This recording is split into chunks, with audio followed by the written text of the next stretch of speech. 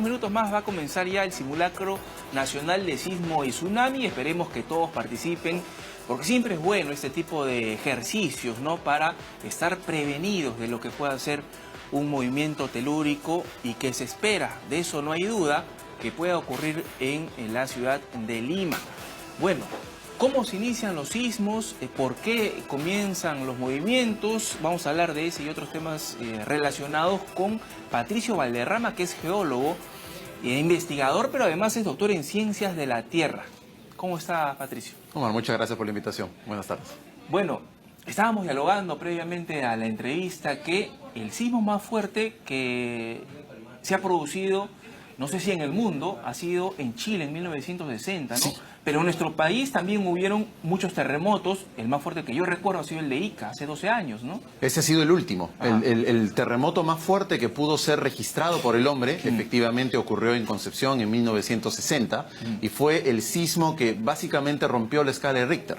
No fue un sismo de 9 punto y algo, casi 10. Sí, ese nunca se había medido y por eso es el que más fuerte se tiene registro en la historia del hombre. Sin embargo, el de Pisco, el del 2007, ha sido el último gran terremoto que hemos tenido en el Perú, y eso ha pasado hace ya 12 años. Sí. Entonces ya hay que ponernos a pensar dónde y cuándo nos va a tocar el siguiente gran terremoto, no un temblor, sino un gran terremoto, y cómo estamos preparados para afrontar esa situación de emergencia. Y ese próximo terremoto es inevitable.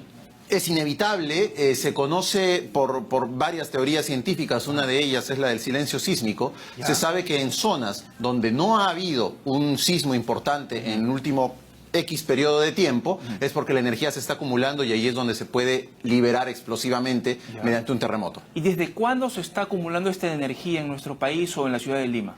Por ejemplo, en el Perú tenemos dos zonas muy importantes en las cuales se está acumulando la energía. Una es al sur del Perú, en la frontera Perú-Chile, justamente donde el continente gira, entonces sería afectado Arequipa, Tacna, Moquegua y Arica, ¿no? Y la otra es el centro del Perú, que vendría a ser la costa de Lima, que no tiene un gran terremoto desde 1746.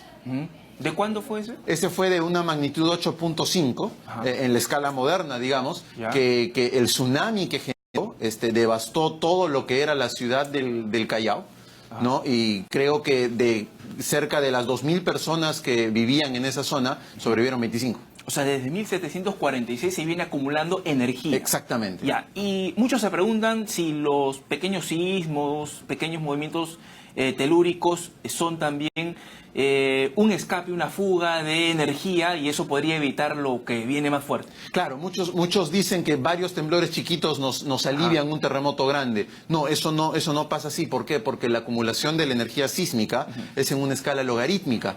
Entonces, imaginemos que la energía que tenemos acumulada frente a las costas de Lima es una piscina, y ese va a ser un sismo de 8.5, digamos. No, un sismo de 5, de 4, que son los que cotidianamente ocurren, equivaldrían a pequeñas tacitas de agua. Entonces, para liberar la energía de un 8.5 necesitaríamos miles de sismos de 6, uno después de otro. Es por eso que, y es tan importante saber, uno, la realidad es que sí, en algún momento va a ocurrir un sismo en Lima muy importante, y dos, cómo vamos a estar preparados, y para eso justamente tenemos los simulacros. Y ahora, ¿existe la posibilidad, o se ha creado algún sistema de prevenir con antelación que viene un sismo o un movimiento telúrico, o aún no existe? De predecir un sismo no se puede. La ciencia no ha llegado a eso todavía. Existen en ciertas ciudades y en ciertos países del mundo, principalmente México y Japón, un sistema de alerta en la cual apenas se nace un sismo, hay muchos sensores que detectan las ondas sísmicas que van viajando a lo largo de la superficie y emiten una señal de alerta. Eso funcionó perfectamente en Ciudad de México, en el último sismo que tuvo hace 2 años. En Japón, ellos fueron los que diseñaron este sistema, pero en el Perú todavía no se tiene un sistema de alerta similar, y dado que los sismos nacen muy cerca a la costa, muy cerca a las ciudades, el tiempo de alerta que tendríamos sería mínimo. Es por eso que la preparación, la prevención y principalmente la importancia en los simulacros es vital en estos casos. Seguimos aquí con Patricio Valderrama, quien ha estudiado en Francia, ha estado 8 años en Europa, y nos contabas que, o mejor dicho, te preguntaba sobre cómo los países, digamos Japón, China, que tienen pues constantes movimientos telúricos, actúan tan rápido en mitigar justamente los efectos de estos sismos, ¿no?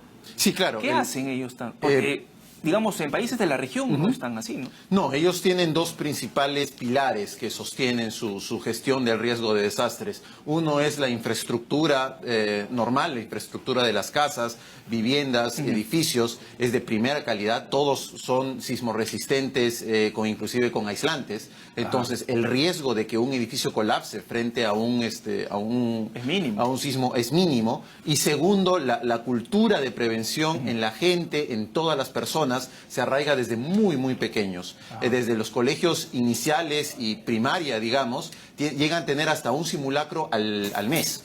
Entonces todos ya saben, por ejemplo, parte del uniforme escolar son los cascos. Son cascos para los niños que los llevan y los tienen siempre en la maleta o en las clases, y cuando apenas detectan un movimiento sísmico, ellos reciben la alarma de su sistema de alerta, todos se ponen su casco y se ponen debajo de las carpetas. Es un sistema de cultura de prevención a nivel familiar y personal muy arraigado, que lo han desarrollado por generaciones. Ahora, ¿y el miedo siempre está presente o digamos que con todo este sistema de prevención y trabajo que realizan en el momento de un sismo se va perdiendo? Se va perdiendo, porque generalmente el miedo es a lo desconocido, a lo que no conoces. Sí. Pero si tú conoces perfectamente cómo está tu edificio, qué características, cuáles son tus rutas de escape, dónde está tu mochila de emergencia, tienes ya todo un plan elaborado para que en el momento del desastre funciones en automático. Justamente eso se desarrolla con los simulacros. ¿Qué pasa en nuestro país,